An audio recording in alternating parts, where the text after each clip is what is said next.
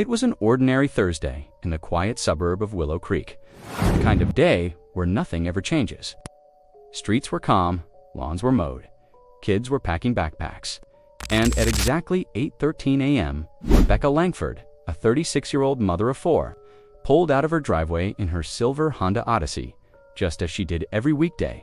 Her children Noah, 12, Lily, 10, Max, 8, and baby Sophia, just 2, were buckled in the back seat. She was headed to Eastbridge Elementary for the school carpool, a short 14-minute drive, familiar, repetitive, safe, but they never made it. There were no tire tracks, no 911 calls, no wreckage. By 9 a.m., the school called home. By 11 o'clock, a search was underway, and by nightfall, the Langford family had vanished without a trace. Home security footage confirmed her departure. Witnesses on Maplewood Lane saw her minivan drive off. But somewhere between home and school, the vehicle and everyone in it disappeared. The police began their investigation on Route 17. The shortcut Rebecca always took, a rural stretch of road, mostly empty, lined with trees and long-forgotten farmhouses. Only one working security camera along the path caught a glimpse of her vehicle, driving by a gas station at 8:19 a.m., but just a few minutes later, at a major intersection monitored by traffic cameras, there was nothing. She never made it to that point. It was as if the vehicle had been swallowed by the road itself.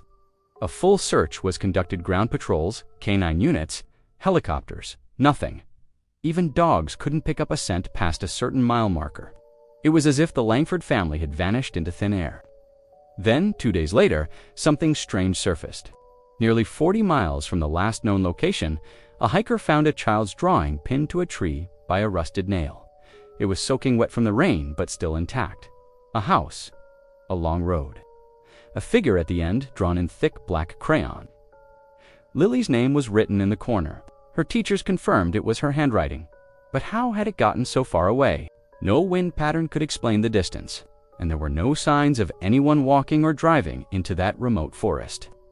It felt planted. And then there was the quarry. Locals mentioned an old service road off Route 17 that hadn't been used in years that led to a forgotten stone quarry.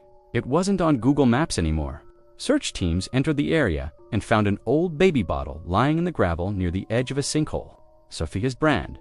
But the search didn't last long. Multiple officers reported sudden nausea, headaches, and loss of signal on their radios and drones. It was as if something in the land itself was repelling them. Some said they saw movement between the rocks, but nothing was ever caught on camera. Online investigators pulled up old maps of the quarry and discovered something disturbing: a blueprint from 1973 showing a tunnel beneath the quarry marked as Shaft 7. The tunnel ran parallel to Route 17. Was it possible the van had somehow gone off-road and fallen into an unsealed shaft?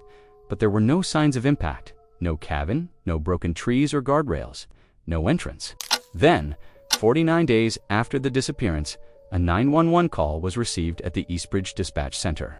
The line was full of static. The voice was faint, female, desperate. "Help, ... the kids. It's dark." And then silence. The call was traced to a prepaid phone. It pinged only once from deep inside the area surrounding the quarry. A follow-up call was never received. Then came the tape. 1 year later, the Eastbridge Police Department received an unmarked envelope containing a VHS tape. Inside, 42 seconds of grainy, silent footage. A bird's-eye view of a silver minivan parked in a wooded clearing. The Langford's van, children's voices could be heard faintly, then static, and then, without warning, the camera shook violently and went dark. Experts were baffled. The recording device used hadn't been manufactured since the late 90s. No GPS data, no return address, just silence. To this day, no trace of Rebecca Langford or her children has ever been found. No remains, no clothing, no car. Route 17 was officially closed in 2021 after multiple reports of unexplained disappearances, dead zones, and psychological disturbances by hikers and police. Still, some claim to hear voices in the trees along that stretch. A baby's cry, a child laughing, a woman calling for help. And every year, on the anniversary of the disappearance, someone places 5 white roses at the start of the now-barred entrance to Route 17.